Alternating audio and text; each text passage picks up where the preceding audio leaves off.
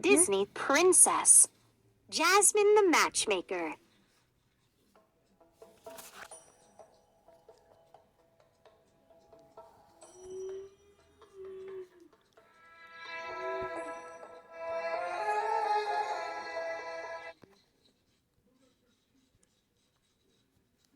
One morning, as on every morning, Jasmine and Raja rode through the busy streets of Agrabah in their royal coach.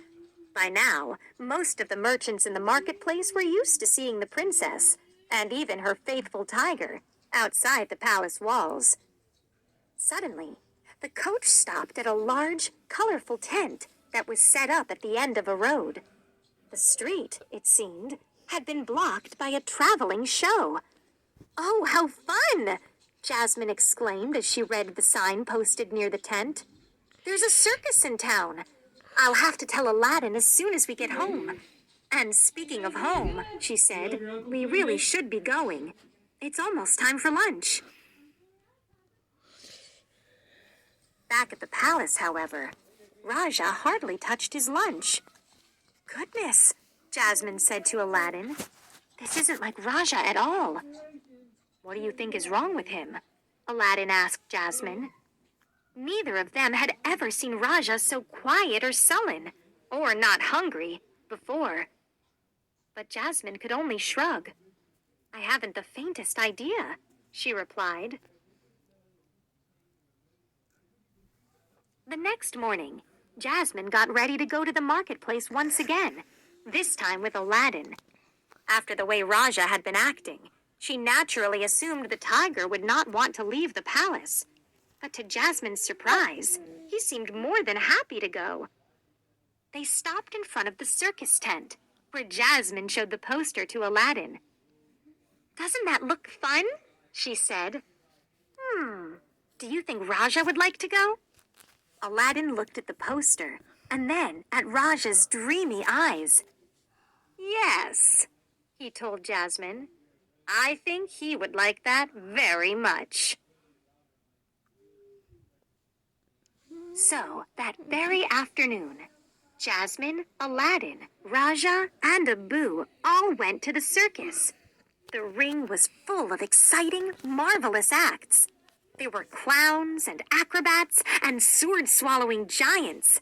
There were dogs and horses and monkeys that could juggle and jump through hoops. "This is wonderful!" exclaimed Jasmine. "Raja, don't you agree?"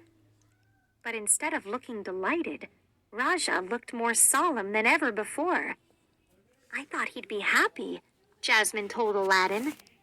"He will," said Aladdin. "Just wait."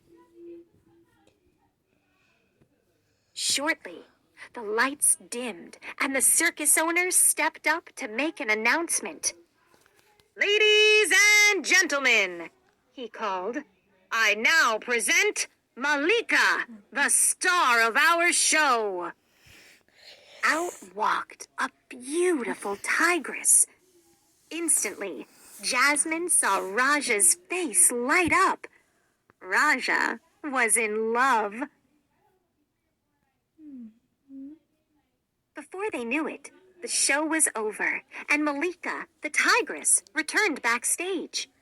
Raja's face fell once again, but Jasmine had an idea. "Let's go backstage," she suggested, "and see if we can meet her." They hurried out of the tent and around to the performers' cages. Malika's was not hard to find at all. "Raja," said Jasmine, "meet Malika. Malika, this is Raja." "Can I help you?" asked a man, stepping up behind them. Jasmine turned to see the owner of the circus. "Well," Jasmine began, "I would love to offer Malika a home at my palace menagerie. She would be very happy there and—" "Your Highness, please understand," the circus owner replied nervously. "Malika is our star. Without her, there wouldn't be a circus." Needless to say, Raja returned to the palace miserable. Jasmine tried her very best to cheer him up. She had the royal chef prepare his favorite meals. She had the royal tailor sew him a brand new bed. She even had the royal animal keeper bring in a line of tigers to be Raja's friends. But nothing seemed to cheer up Raja. Not even a little. Poor Raja, Jasmine told Aladdin later that evening. I know just how he feels. I remember when we fell in love and couldn't bear to be apart. First thing in the morning, I'm going back to the circus to talk with the circus owner. I'm sure we can work something out. Just then, one of Jasmine's ladies-in-waiting walked in. Princess Jasmine, there's a visitor here for you, she said. A visitor at this hour? Thought Jasmine. Please send him in, she said out loud. Moments later, the owner of the circus walked in with a very sad-looking Malika. Pardon me, Your Highness, he said solemnly, but I have a problem. Ever since your visit to the circus, the star of my show won't eat, sleep, or perform. I'm so sorry, began Jasmine, but the circus owner stopped her. It's not your fault, he told her. It's clear to see she's in love. And even though she's the star of my show, she's also my friend. I want her to be happy, and so I've come to give her to you. Jasmine clasped her hands.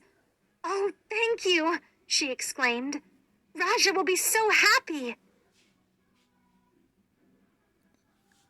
Before Jasmine could even call him, Raja ran straight toward Malika. They met and gently touched noses, clearly happy to be together.